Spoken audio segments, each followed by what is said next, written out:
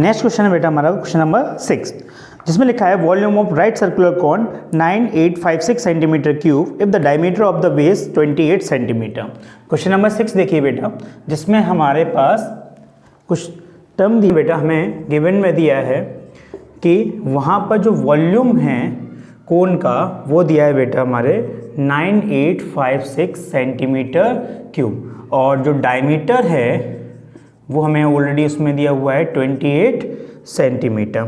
ठीक है, तो उसमें देखो पहले तो उसने बोला है कि हाइट निकालो, दूसरा बोला है उसने स्लैंट हाइट निकालो, तीसरा उसने बोला है बेटा कर्व्ड सरफेस एरिया ऑफ कोन निकालो, है ना।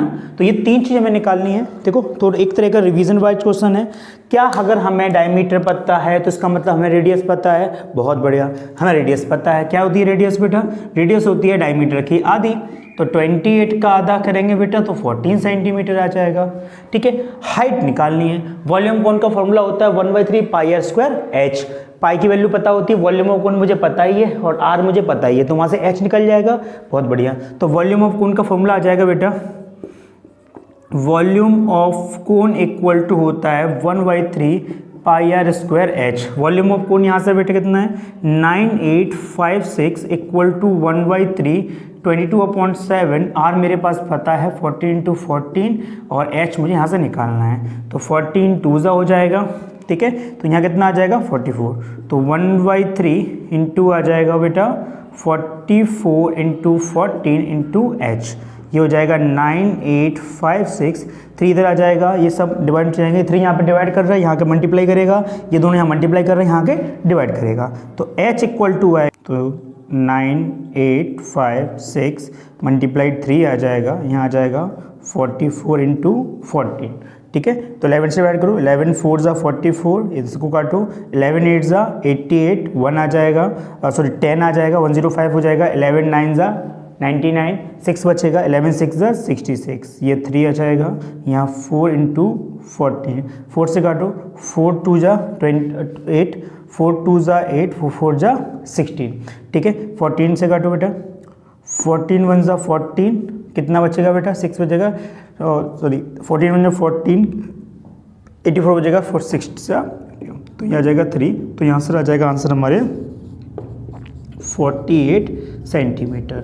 हाइट निकल के आ गई यहाँ से 48 सेंटीमीटर। अब हमें स्लैंट हाइट निकालना है। स्लैंट हाइट का फॉर्मूला हमें पता है कि स्लैंट हाइट इक्वल टू होता है एच स्क्वायर और आर स्क्वायर। एच कितना आया अभी 48 और आर कितना है 14, जो कि हमें यहाँ पता है, और ये 48 आया। ठीक है, इसका आंसर होता है 2046 और ये हो जाता है 196।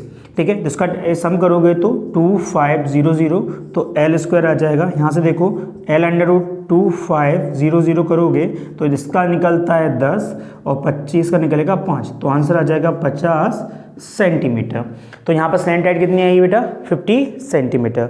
अब इसमें थर्ड पार्ट जो हमें निकालना था वो क्या निकालना था, curved surface area of cone.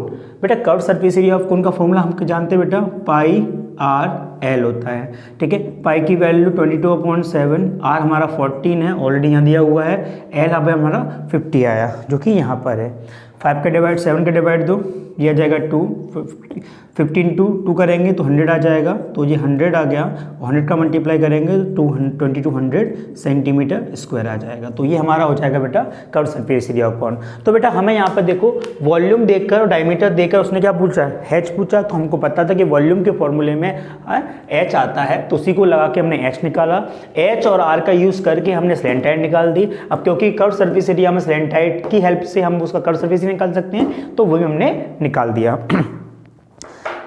NCERT का क्वेश्चन नंबर 7 और 8 है वो सॉल्यूशन के रेस्पेक्ट में तो ठीक है, उसके रेस्पेक्ट में हम कुछ और चीज़ें सिखा के देगा, और वो चीज़ें आपको असर्शन रीजन जैसे क्वेश्चंस में भी काम आने वाली हैं। तो नेक्स्ट क्वेश्चन देखते हैं बेटा 7। चलो तो देखते हैं बेटा क्वेश्चन नंबर 7 और क्वेश्चन नंबर 8 दोनों एक साथ को समझाऊंगा। देखो क्वेश्चन नंबर 7 से कह रहा है कि एक ट्रायंगल ले लो, राइट सर्कुलर को राइट ट्रायंगल ले लो, जिसमें है तो बेटा एक साइड है, 3 साइड का राइट एंगल ट्रायंगल होता है, तो हमने कुछ ऐसा ट्रायंगल ले लिया। अब क्योंकि इसमें 5 12 13 दिया है, तो सबको पता है 13 वाली साइड हमेशा हाइपोटेनस होगी बड़ी वाली, ये 12 मान लेते हैं या 5 मान लेते हैं। ठीक है, तो ये सेंटीमीटर्स में हमें दी गई हैं। ठीक है, अब क्वेश्चन नंबर जी हम कौन सा 7 और 8 कर रहे हैं। अब थोड़ा 7 और 8 के हिसाब समझो कि राइट सर्कुलर कौन है, इसका वॉल्यूम निकालना है। सॉलिड का वॉल्यूम तो कैसे निकालेंगे, ट्रायंगल तो 2D होता है हम, और वॉल्यूम 3D फिगर का पार्ट है। तो वॉल्यूम निकालना है वो भी तब जब 12 वाली साइड को रोटेट करना है। चलो भाई करते हैं, ठीक है। तो 12 वाली साइड समझ लो कि ये 12 वाली साइड है, तो ये एक ये हो गया, एक ये हो गया। अगर 12 वाली साइड को रोटेट करेंगे तो कुछ ऐसी तरीके से रोटेट होगा, है ना, इसको। तो इसके अलोंग हमें क्या करना है, रोटेशन करना है। तो इसके अलोंग जैसे हमने रोटेशन किया तो बेटा ये फिगर इस साइड आ जाएगा, है ना, ये इस साइड आ जाएगा, और कुछ ऐसे रोटेट होगा इस तरीके से, है ना, इस तरीके से एक कोन बनेगा। अब इस पर्टिकुलर टास्क में देखोगे तो हाइट ऑफ कोन क्या हो जाएगी बेटा, इस तरीके का। अगर मैं उस ट्रायंगल को घुमा के 12 वाली साइड को घुमाऊं तो कॉनिकल शेप बन जाएगा। जो कॉनिकल शेप बनेगा उसकी जो 12 है वो एक्चुअल में हाइट है, हाँ, तो 12 हाइट हो जाएगी। रेडियस जो है वो 5 मानी जाएगी, ये भी 5, ये भी 5, घूमने के बाद हो जाएगा। तो रेडियस क्या हो जाएगी बेटा, 5 सेंटीमीटर।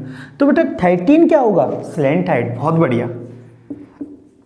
तो हमारे पास सारी चीज़ें हमारे पास हैं। बेसिकली स्लैंट वॉल्यूम निकालने में स्लैंट हाइट की तो हमें जरूरत पड़ेगी भी नहीं। तो हम वॉल्यूम का फॉर्मूला है 1/3 πr²h। तो वॉल्यूम ऑफ कोन निकालेंगे यहाँ से 1/3 πr²h। तो बेटा यहाँ से देखो, तो पाई की वैल्यू 22.7 रखेंगे।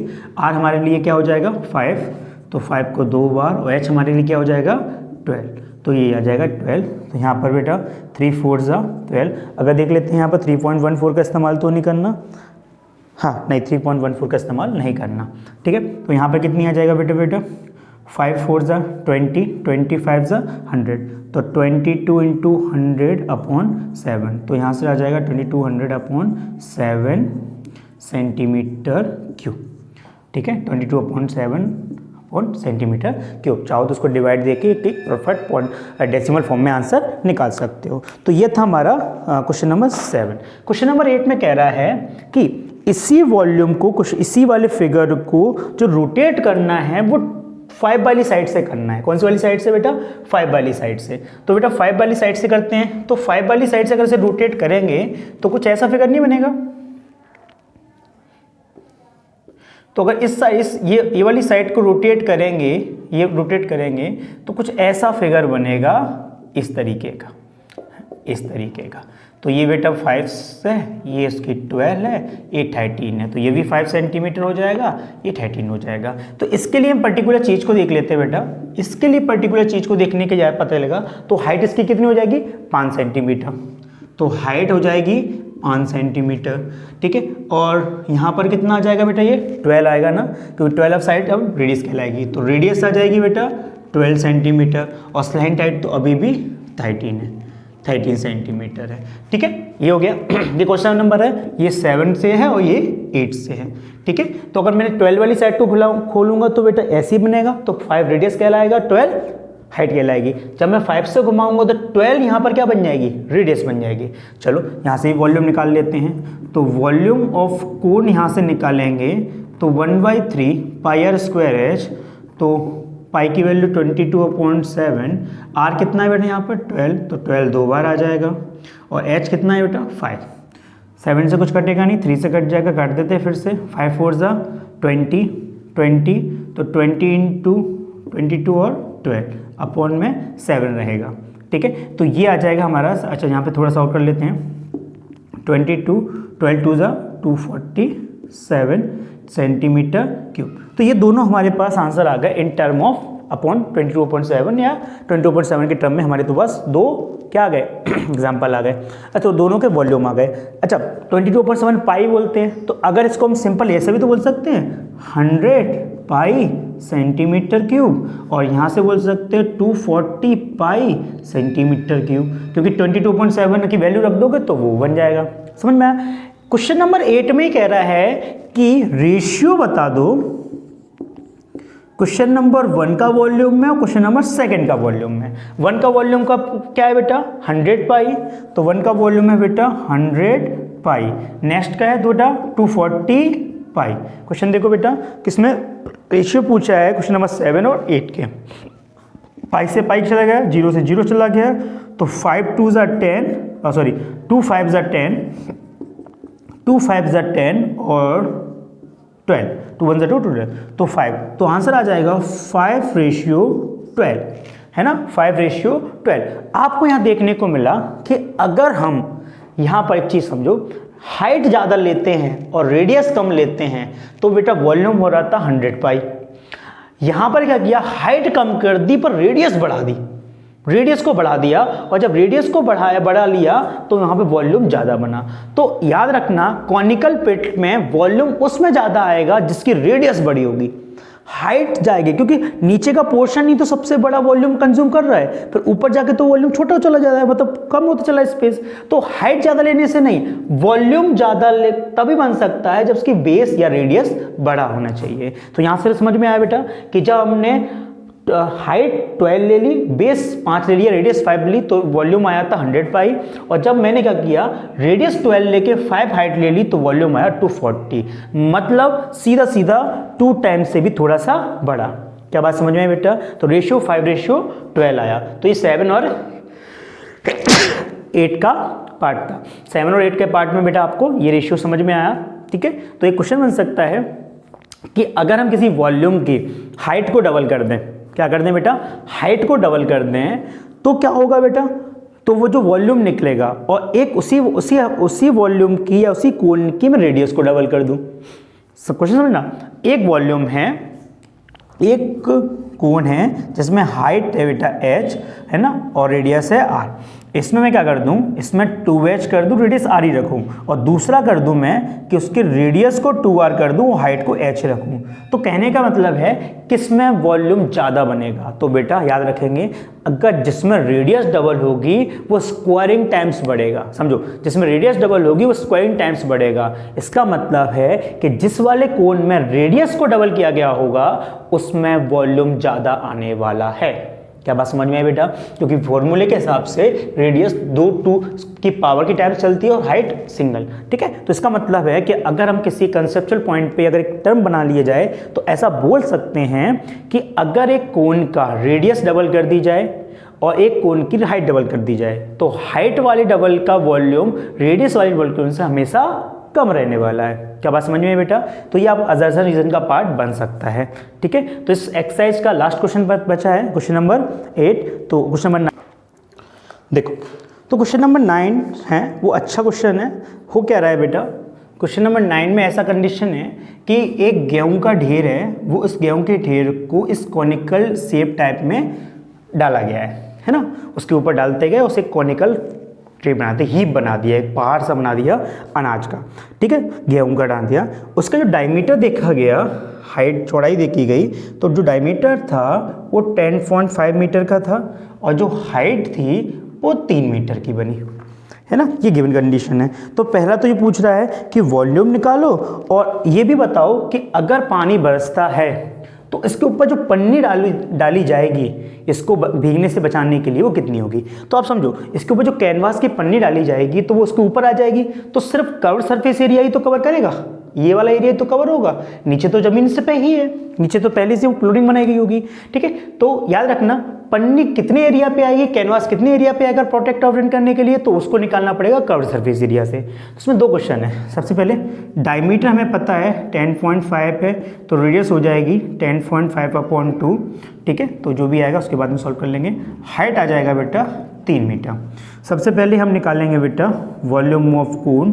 तो वॉल्यूम क्या है 1/3 πr²h, तो पाई की वैल्यू 22.7 है, इसमें 3.14 लेने की नहीं बोला उन्होंने, ठीक है। आर हमारे पास कितनी आ गई बेटा 10.5/2 और हाइट है बेटा अपनी 3 से 3 कट गया, 2 11 आ जाएगा यहाँ से, 7 से डिवाइड करोगे बेटा, तो 7 से डिवाइड यहाँ से करोगे तो 7 1 7, 3 बचेगा, 17 5 35, तो 11 15 जो कि 10 ले लेते हैं नीचे, और 105/20 ये भी 10 यहाँ पे आ जाएगा, ठीक है। तो ये कुछ यहाँ पे क्वेश्चन बना।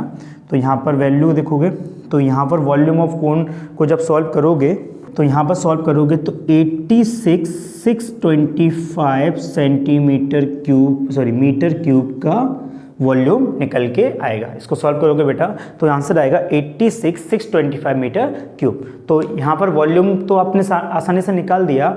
अगर हम निकालते हैं, इसमें क्या पूछा बेटा, कौन प्रोटेक्ट के लिए कैनवास की रिक्वायरमेंट, तो एरिया कवर्ड बाय कैनवास जो कि होगा बेटा कवर्ड सरफेस एरिया ऑफ कोन के बराबर। किसके बराबर होगा? कवर्ड सरफेस एरिया ऑफ कोन के बराबर। तो एरिया कवर्ड बाय कैनवास की जो एरिया होगा कवर्ड सरफेस एरिया कौन होगा, जो कि फॉर्मूला होता है बेटा पाई आर एल। बट बेटा हमारे पास तो एल है ही नहीं है, तो सबसे पहले तो एल निकालेंगे। तो एल इक्वल टू क्या होता है बेटा, एच स्क्वायर और आर स्क्वायर। अब यहाँ पे बोलो एच की वैल्यू कितनी है 3, आर कितना है, इसका डिवाइड दे दो बेटा, 2 5 = 10, 2 25, तो 525, तो 525 का स्क्वायर और 3 का स्क्वायर, ठीक है। तो 525 का स्क्वायर कितना हो जाएगा, 527, 5625, ये 9 हो जाएगा।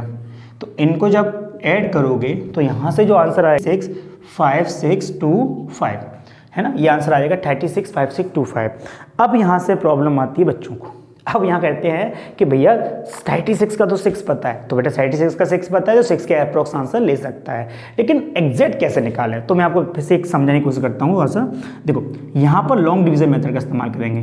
36.5625, दो के पेयर बनाए जाते हैं। 6 × 6 करोगे 36 आ जाएगा, ख़त्म केल 6 को ऐड करोगे या 12 आ जाएगा, पॉइंट लग जाएगा, 56 नोट हो जाएगा, क्योंकि थर्ड वैल्यू यहाँ आएगी तो 56 में जा नहीं पाएगा। तो तीन डिजिट वाला है, 2 डिजिट वाला है, तो 25 को भी साथ में नोट कर लो, तो यहाँ 0 आ जाता है, ठीक है। अब यहाँ पर बेटा किसका मल्टीप्लाई करोगे, तो यहाँ पर कितना आ जाएगा